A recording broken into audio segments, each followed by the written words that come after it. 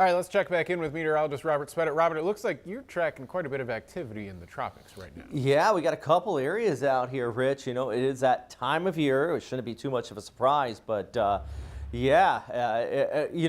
shouldn't say that too much because it is a little unusual to have a storm system this far out in the Atlantic near the main formation region, well towards the east of the Leicester Antilles.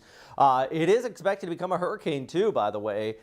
Could be one of the earliest hurricanes on record that far out. Sea surface temperatures definitely support it, passing right over Barbados and the Windward Islands as a Category 2 storm before moving out into the Caribbean, maybe even passing south of Hispaniola and over towards Jamaica still as a hurricane as well. Now, as far as a long range forecast, of course, we're watching that impacts here onto the Leicester Antilles with that hurricane force strength to winds, heavy rainfall, maybe even into Puerto Rico. For us, this looks like it's going to stay towards the south, but you know, we always say there's a lot of uncertainty. It depends on intensity. Should interact with some shear, could weaken it. But if we see a trough come through and it maintains intensity, that could lift it north. There's one or two models that kind of indicate that. Majority of them keep it south.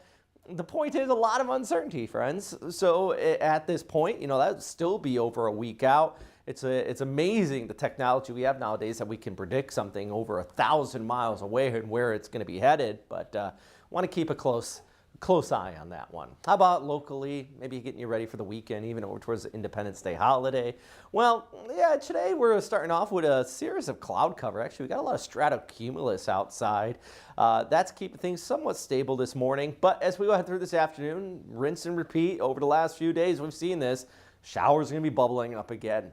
Big thing difference today, the overall mid-level flow shifting in from the east, and that's going to push these showers when they do develop west of I-95. So yeah, there's going to be most of these storms developing, bubbling up right along the river, pushing towards the west, but we are still going to be seeing that rainfall out there today. So if you want to head up to the 904 Pop-Up Music Festival, yeah, I think you should be staying mostly dry since you're right at the beach, but it is still going to be hot.